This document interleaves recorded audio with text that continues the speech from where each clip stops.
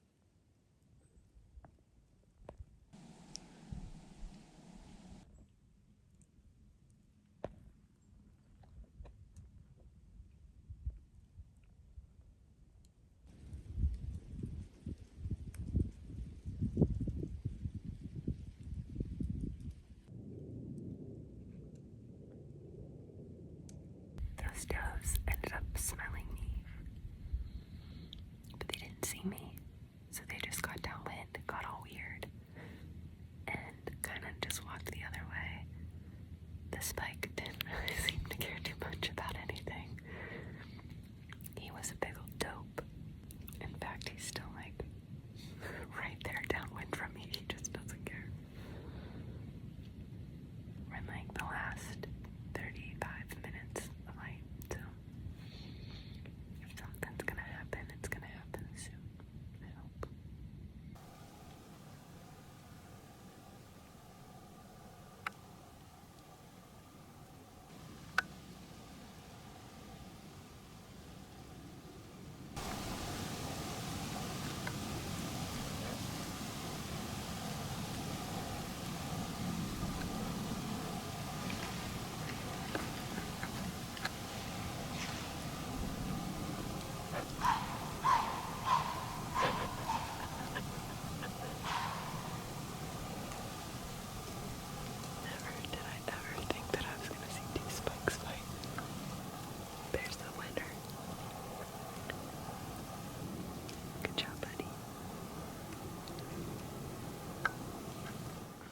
Good morning, friends. We're down to the last 2 days of archery deer. Last night, I think I ended up seeing 9 or 10 deer total. Like 3 of them were spikes, and 2 of those spikes battled, which was so cool to witness. And then, as I was climbing out of the tree, I saw a huge black bear, 60 to 80 yards away. And I was genuinely scared because I was about to climb down, and there was this enormous, I'm talking like 400 or 500 pounds, the biggest black bear I've ever seen. He was just so puffed up and just like on a mission. Bear season opens on Saturday, and I've seen like 5 bears within the last 2 weeks, I think. But Nick's coming out with me this morning, and it looks like it snowed a lot last night, / it might still be snowing. So we're gonna be in a little winter wonderland. Which reminds me, I need to charge my hand warmer. I have been so happy with these things. We ran out of dog food for Abby. So, this is Abby's breakfast.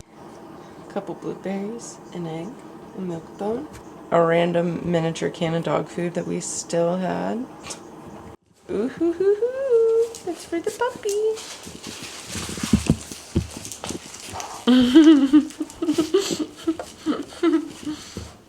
Sit.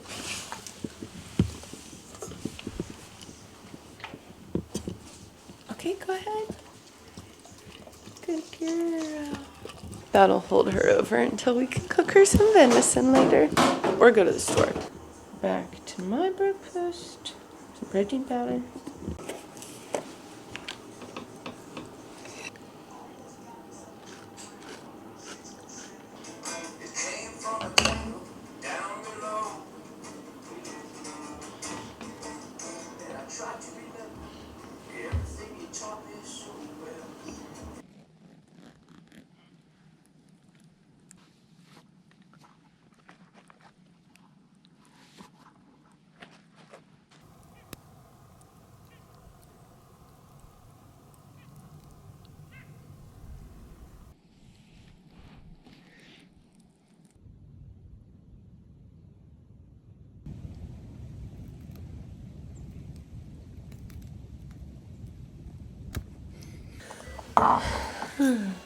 We hunted the morning, we came back, we took naps. I fell asleep with my face paint on. I just added a couple more. And then I was like, I might as well start talking and updating you guys. We're headed out for an evening hunt. The wind is in our favor, according to HuntWise. There's still a ton of snow on the ground, and I want to go to the same spot that I saw that big old nasty bear last night. I have tonight, tomorrow morning, tomorrow evening. That's it for archery whitetail season for me. Nick's coming with me again. He clogged the toilet. I don't know if you can hear him unclogging it right now. And it's about time for us to head out. So, off we go.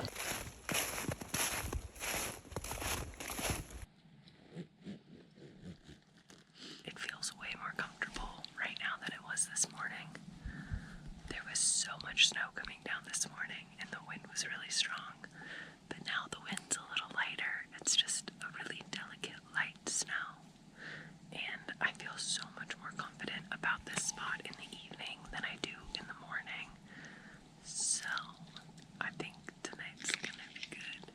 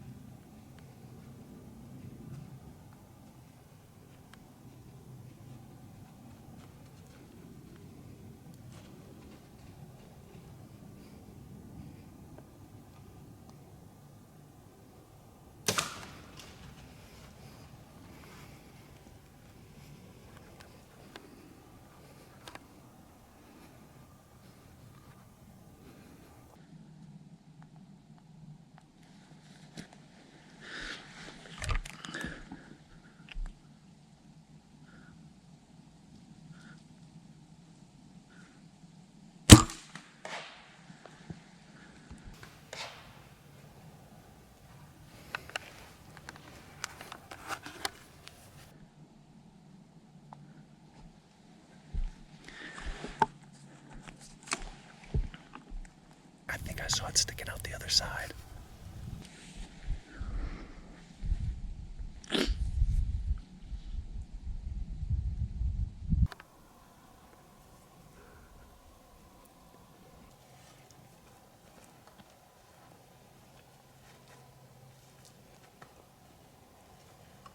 I was so focused on those 2 bucks and the doe that was like with them. As soon as they got within 45, I was gonna take the shot. I was just waiting for them to step in, and then I was ready. And then, I don't know why, if I heard something or what, but I looked up and I ranged him. He was at 30 yards and there was a spike. Did you hit the limb? Or did you hit a limb or something? Yes. So the spike was right here. Yeah. You can see his tracks. He was right underneath me. I knew that he was going to do something stupid. You had no idea what he was. So and maybe I could have waited longer, but I was like, you know what? The buck is at 30 yards. I'm going to take the shot. It was too tight to the tree, and when the string came, it hit a tiny little limb that was on the tree sticking out. Yeah, I completely missed, and I was like, oh. And then he ran, but he stopped, and he was at 46. But there was a branch that was covering the front side of him, and it didn't hit the branch, it hit him. Let's take a look and let's go over there and see.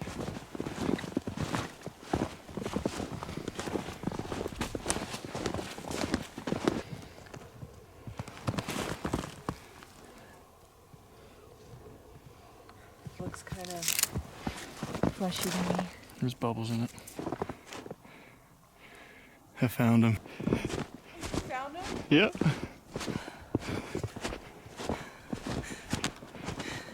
He's dead over there?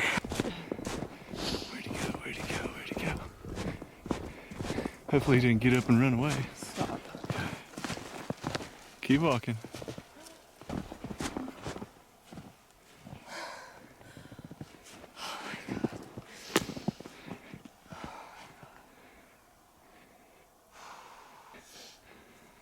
How about that?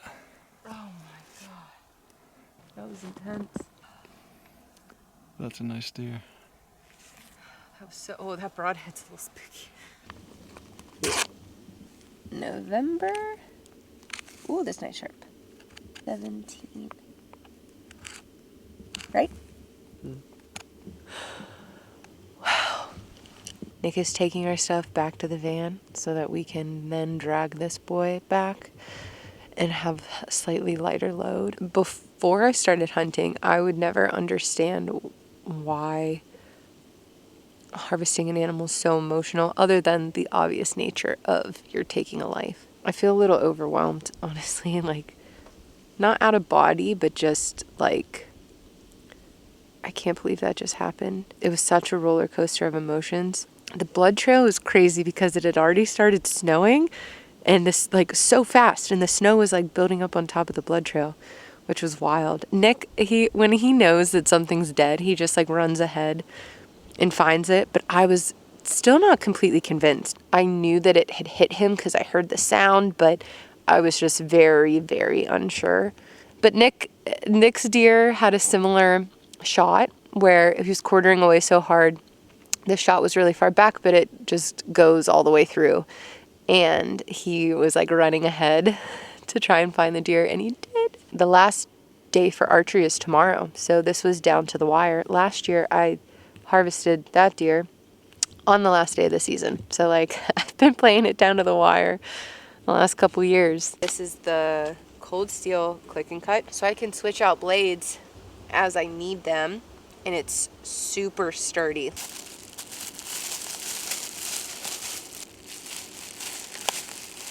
I actually still need to pull my arrow out. So let's pull the arrow out. I did remove the broadhead because it was sticking out the exit wound, and it was kind of, in the way. So I removed the broadhead, but the arrow is still in the deer. So let's remove the arrow first. Oh, you'll see how bad the shot looks, but clearly it was a great shot in a lot of ways. Hold on.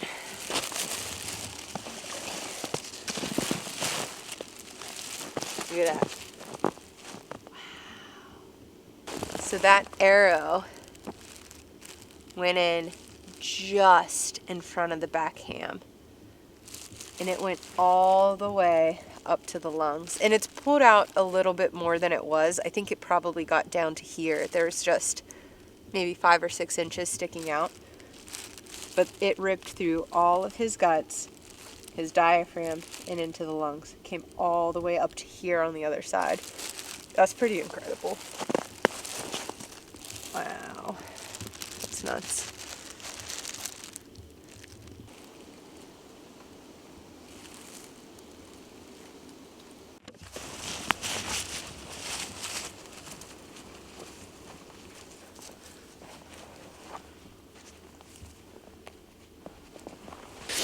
You can look at my double chins again. Nick's taking a turn dragging the deer. The snow and having the aider makes it so much easier. It is gnarly when you're just grabbing an antler, dragging it out on the hard ground. But the snow makes it very doable. It's a long track, but we got it. This is so much fun. On a real note, while Nick's not here, just so I can speak a little more sentimental, it means a lot to me that he was there with me tonight. I like to do things on my own, and I like to hunt solo. There's something to that independence, but at the end of the day,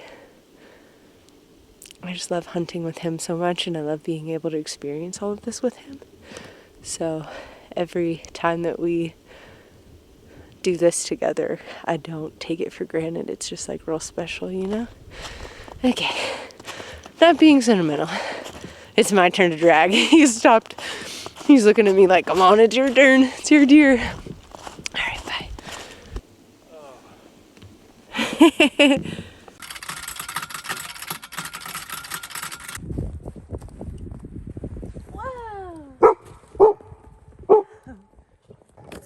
No, girly. Look at that, boys and girls.